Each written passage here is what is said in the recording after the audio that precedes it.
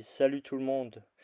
Aujourd'hui, en partenariat avec LV3D, je vous présente le filament Zero 3D. Allez, on ouvre ça. Donc bien emballé sous vide, la bobine.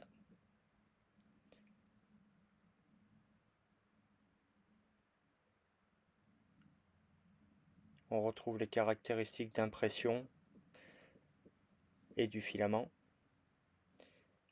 Un truc sympa qui pour moi est la première fois, un sachet pour garder donc vos bobines à l'abri de l'humidité une fois que vous avez fini et que vous n'avez plus besoin de votre bobine. C'est plutôt cool. Allez, on ouvre ça pour voir un peu le filament.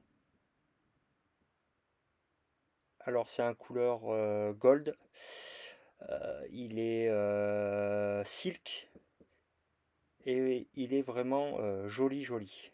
Ça se voit peut-être pas à la vidéo, mais il est bien brillant silk. Allez, on passe sur le slicer Orca pour paramétrer, calibrer ce filament. Juste une précision avant de commencer, je vous montre ma méthode de calibration. Ça ne veut pas dire que ça sera la meilleure des méthodes, mais je vous montre comment je fais. Donc je commence toujours par une tour de température, donc on sélectionne PLA avec la plage de température qui est présente sur la bobine et sur la boîte du filament en question. Donc suite à ça, Orca vous génère un STL donc d'une tour de température. Donc elle va régler ce STL en fonction des données que vous lui avez données et permettre d'avoir un rendu suivant les plages de température. Il vous suffira de découper le fichier et de l'exporter.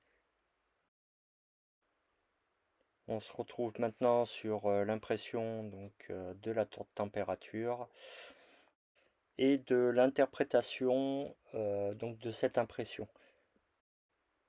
Je sélectionne en fonction du stringing, de l'impression du porte-à-faux, de la beauté par rapport au niveau de température et faites votre choix. Pour mon cas, 210 degrés. On se retrouve sur le slicer. Dans le slicer, pour mon cas, j'ai choisi la température de 210 degrés. Donc il faudra marquer votre température ici. Maintenant, on se donne rendez-vous dans l'onglet calibration, passe 1, où c'est qu'on va faire un réglage donc de débit de votre filament. Rien de particulier, vous découpez et vous exportez. On se retrouve après l'impression. Voilà, l'impression est finie. Maintenant, il va falloir lire ces données. On se retrouve pour faire le choix duquel est le mieux, couche supérieure et inférieure. Donc on peut voir que certains ont une couche supérieure avec de la surextrusion et d'autres avec de la sous-extrusion. C'est vraiment léger. Donc le -20, on peut voir qu'il y a des trous donc sur la première couche et sur le +20, on peut voir que c'est surchargé, que il y a une surextrusion. Celui à 0 est pour moi le plus adapté. Donc on se rend donc dans le rapport de débit. Bon, pour moi, il reste à 0,98 parce que cela me satisfait comme ça. Mais si vous n'avez pas les mêmes résultats que moi, il y a un petit dictatiel qui vous aidera à faire la formule pour donc régler votre débit avec des explications bon, en anglais que vous pourrez traduire mais avec des explications en images, histoire de comprendre comment fonctionne cette calibration-là. De toute façon, je vous mets tous les liens dans ma bio. On passe donc ensuite pour le test de rétractation. C'est un paramètre hyper important car il peut vous créer soit des cheveux d'ange, soit de la sous-extrusion. Donc c'est un paramètre à régler. C'est le même principe que pour toutes les autres calibrations. Ça vous crée un STL, vous découpez, vous exportez et vous lancez l'impression. Alors la lecture va être assez simple.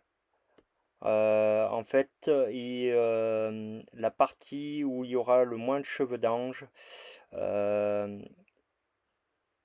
on peut voir que les premières lignes, on a des cheveux d'ange. Donc pour moi, la meilleure lecture sera 0,4 de rétractation. Vous vous rendez donc dans les paramètres de votre filament.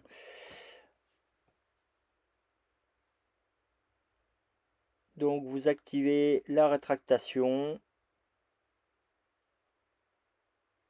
longueur, donc pour moi, la valeur est de 0,4.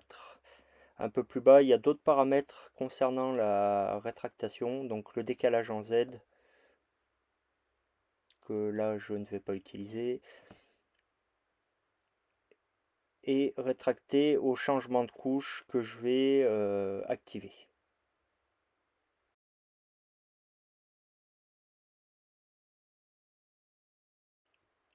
À chaque modification, n'oubliez pas d'enregistrer.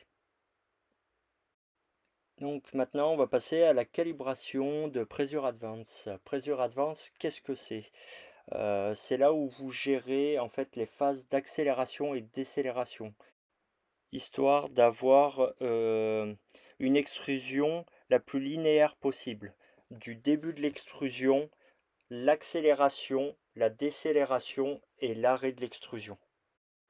Vous découpez le fichier, vous l'exportez et on se retrouve après l'impression. La lecture de ces données est relativement simple. Il vous suffira de trouver la ligne avec le moins d'irrégularité possible, donc sans sous-extrusion où vous avez des manques, ou pas une surextrusion où c'est que vous avez une ligne qui devient plus large.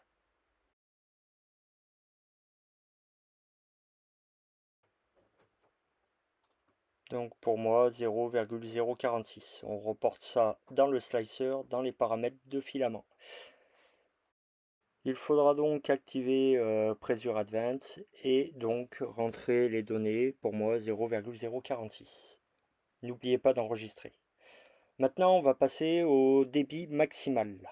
Le débit maximal, qu'est-ce que c'est? Le débit maximal, pour moi, c'est la capacité du filament à s'adapter donc à la vitesse de votre imprimante. Si vous avez une imprimante qui tourne à 600 mm/s, ça ne veut pas dire que votre filament est capable de tourner à 600 mm/s. Je rentre volontairement donc une valeur de 15 mm3 par seconde jusqu'à 35 mm3 par seconde. Donc ensuite, il faudra vous munir d'un pied à coulisse, d'une règle, d'un réglé, et on va mesurer. Donc sur la lecture, on peut voir bientôt que les 15 premiers millimètres sont propres.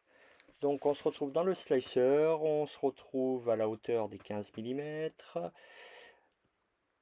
Donc il faudra bien avoir découpé votre fichier pour lire ces données. Vous allez dans flux et les couleurs vont vous donner le flux adapté à votre hauteur. Donc là, on est aux alentours des 20 mm3 par seconde. Donc on se retrouve maintenant dans les paramètres filament et on vient rentrer cette valeur de 20 mm3 par seconde et on n'oublie pas d'enregistrer comme d'habitude. Bon, ça y est, maintenant il est temps de lancer une impression. Alors moi j'essaie de reprendre un fichier que j'ai déjà imprimé, où c'est que j'ai déjà un retour du fichier, car des fois certains fichiers ont des défauts de modélisation, donc c'est très rare mais ça arrive. Donc j'essaie d'imprimer un fichier que j'ai déjà imprimé pour avoir un retour déjà visuel d'avant. C'est surtout pour écarter la possibilité que ça soit un problème de réglage de calibration de mon filament. Donc là, je vais lancer l'impression sans support. J'ai déjà du recul sur la machine et sur cette figurine. Il n'y aura pas besoin de support. Je vais déplacer la couture, histoire qu'elle soit derrière sur une zone qui soit non visible. Donc vous pouvez la tracer. Et là, donc le trait blanc, on retrouve bien la couture sur le dos de la figurine. Alors il est important de prendre son temps lors du découpage du fichier euh, et de bien regarder tous les paramètres. Donc j'ai pour habitude de bien regarder. Donc là, je vais regarder l'ordre des parois. Donc celui-ci ne me convient pas. Je vais donc aller dans les paramètres pour justement modifier l'ordre d'impression des parois. Ensuite, pour la solidité euh, et pour l'aspect, j'aime bien mettre trois parois. Ça cache, ça masque la jointure, si vous voulez, entre le remplissage et les parois intérieures et extérieures suivant le nombre de parois que vous mettez.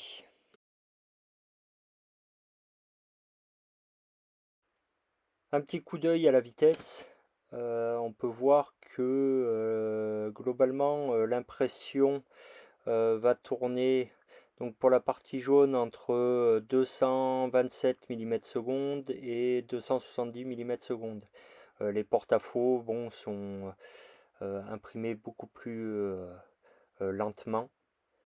Une fois que vous avez survolé les paramètres, eh ben, vous pouvez redécouper et exporter. On se retrouve pour l'impression.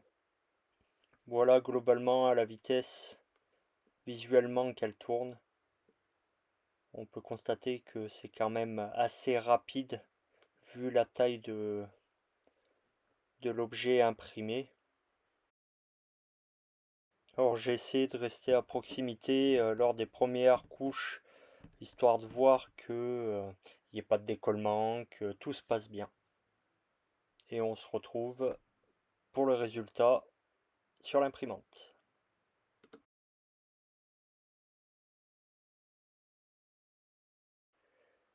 Le rendu est vraiment magnifique.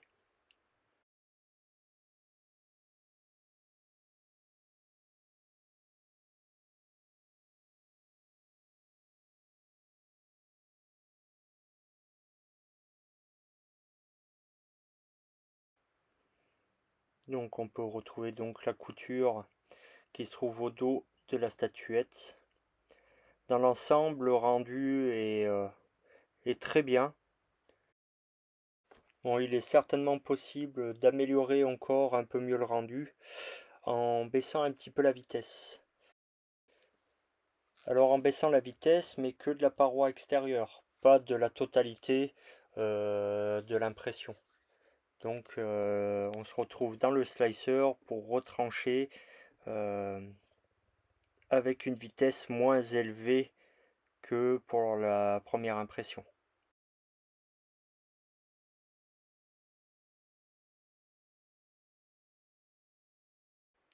Donc on se rend dans l'onglet vitesse. Donc là on tournait entre 227 et 270 mm/s avec une vitesse maxi des parois extérieures à 300 mm/s. Et ben il suffit de descendre cette valeur pour modifier la vitesse de la paroi extérieure.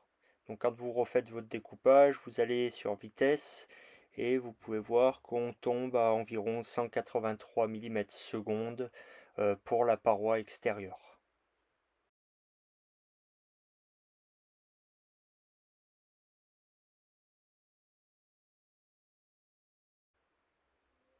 On va aller voir le temps d'impression et on voit qu'il n'y a pas une si grosse différence par rapport à la modification de la vitesse.